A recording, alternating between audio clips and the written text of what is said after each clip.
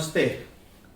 पहले दो वीडियो में मैंने शादी के ऊपर में अपने थोड़े से विचार रखे और लास्ट वीडियो में मैंने शादी क्या है पे कुछ बोला और आप लोगों को सोचने के लिए मजबूर किया कि आज के समाज में हम शादी को क्या समझते हैं और पुराने जमाने में शादी की क्या इंपॉर्टेंस थी। शादी दो आत्माओं का मिलन माना जाता था पुराने जमाने में, जो आज कॉन्ट्रैक्चुअल मैरिज बन गई है कुछ हद तक।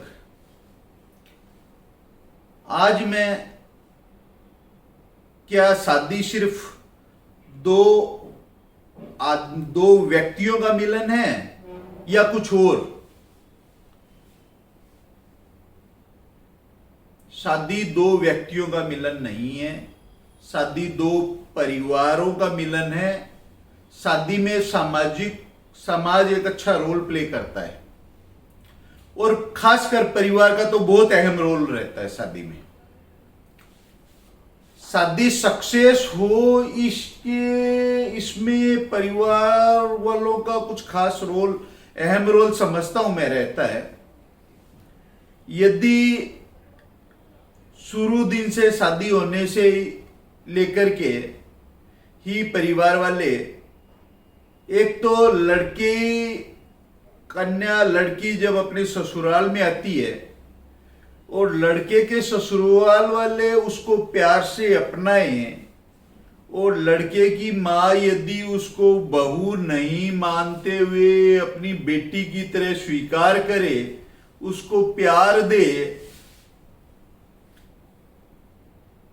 तो शायद आने वाली लड़की जो अपना घर संसार सब कुछ छोड़ करके एक दूसरे परिवार को अपनाने के लिए आती है, उसको फिर वही परिवार का प्यार, वही अपने पुराने पापा मम्मी का प्यार, भाई बहन का प्यार सब कुछ मिले और एक्स्ट्रा में पति का प्यार मिले, तो वो शायद ज्यादा हंसी खुशी अपने नए संसार को अपनाएगी और हंसी खुशी अपना जीवन निर्वाह करने की आगे की सोचेगी, प्लानिंग करेगी और इसको ज्यादा दिन नहीं लगते हैं। 2-4-5 साल में वो एडजस्ट हो जाती है, उसका अपना घर बन जाता है सब कुछ। और एक होता है कि आते ही बहू ने ऐसे नहीं किया, बहू तुम ये गलती कर रही हो, बहू तुम ये कर रही हो। अरे भाई, हम बहू को समझे, वो एक नए सिस्टम से, उसके घर के अपने सिस्टम है, हर अपने परिवार के एक सिस्टम होते हैं, हर एक परिवार का खाने का टाइम एक अलग होता है, हर घर में रहने का स्टाइल अलग होता है, हर घर का अपना एक सिस्टम होता है।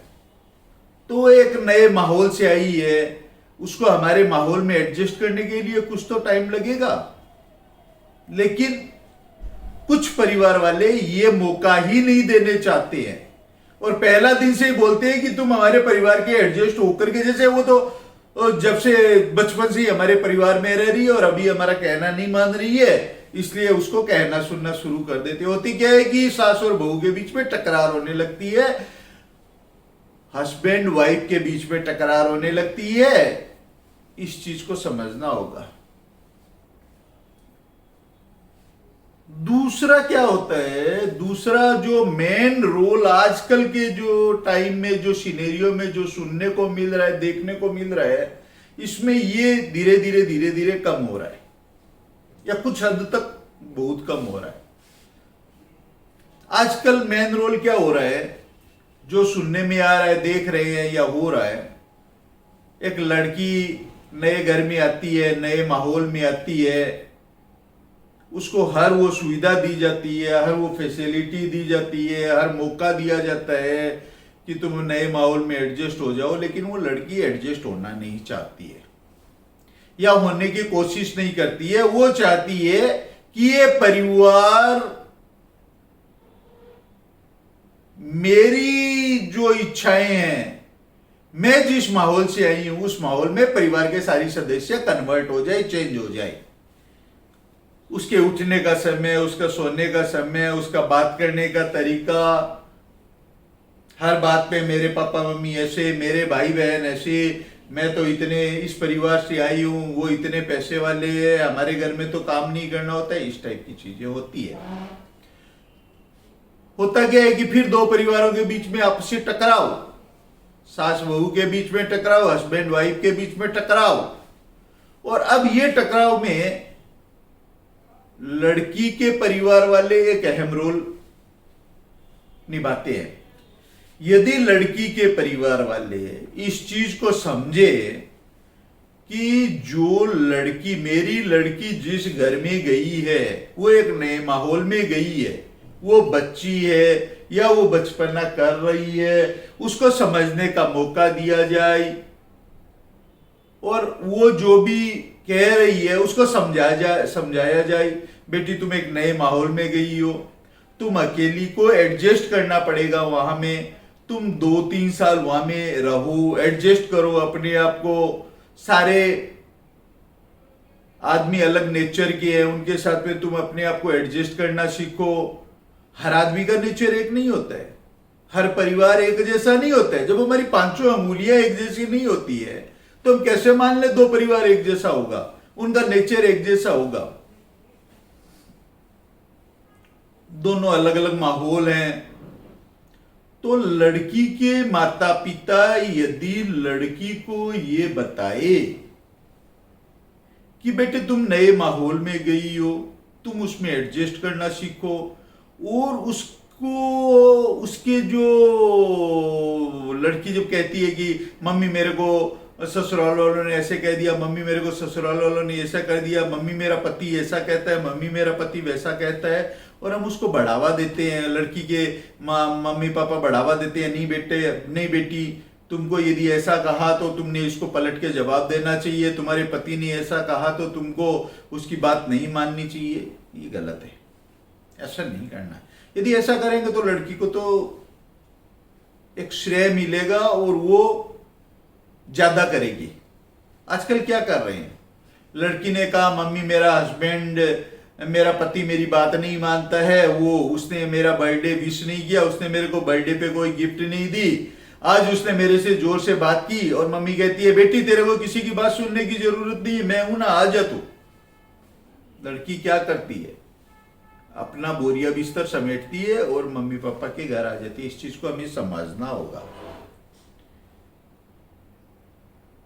हम लड़की की जिंदगी को आबाद करना है ना बर्बाद करना है। जो भी है, जैसे भी हैं, उसके ससुराल वाले हैं, थोड़ा बहुत तो कहीं ना कहीं जाकर के एडजस्टमेंट करना पड़ेगा, सेक्रीफाइस करना पड़ेगा, अंडरस्टैंडिंग होनी पड़ेगी। यदि दो व्यक्तियों के बीच में अंडरस्टैंडिंग नहीं होगी, हस्बैंड वाइफ के बीच में अंडरस्टैंडिंग नहीं होगी, उनके बीच में मनमुटाव, छोटे मोटे मनमुटाव सबके बीच में होते हैं, क्या आप लोगों के बीच में नहीं हुए थे? हमें ये समझाना पड़ेगा कि बेटी तुम्हारी मम्मी और मेरे बीच में भी तो मनमुटाव होते थे, या मम्मी को कहना पड़ेगा देखो बेटा पापा और मेरे बीच में भी तो मनमुटाव होता था, फिर भी हमने निभाया ना। तुम भी धीरे धीरे उस परिवार में एडजस्ट हो जाओगी। ये चीज को हमें समझना होगा, इस चीज को हमें समझाना होगा, न कि हम लड़की को ये बोलें कि आ जाओ बेटी। ऐसा करके हम उसकी जिंदगी को आबाद नहीं कर रहे हैं, हम उसकी जिंदगी को बर्बाद कर रहे हैं। तो कुल मिलाकर के यह चीज निकलती है कि लड़के वाले के परिवार को भी समझना होगा कि वो एक नए माहौल से आई है, लड़की वालों के परिवार को भी समझना पड़ेगा कि वो एक नए माहौल में गई है। तो दोनों परिवारों को समझना पड़ेगा कि दोनों परिवार अलग अलग माहौल के हैं और दोनों बच्चे अलग अलग माहौल के हैं, उनको दोनों को आपस में एडजस्ट होना, और वो लड़की को नए माहौल में एडजस्ट होने में कुछ तो टाइम लगेगा, कुछ तो हमें उनको समय देना होगा, कुछ तो हमें उन्हें समझाना होगा यदि वो नहीं समझते हैं तो।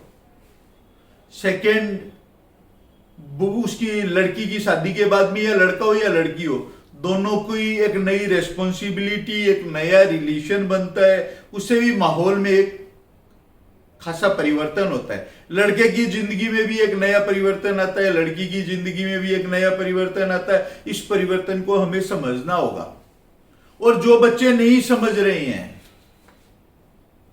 उन बच्चों को समझाना होगा। यदि हम ऐसा नहीं समझाएंगे तो ये डिवोर्स जैसी समस्या से हम मुक्ति नहीं पा सकते हैं।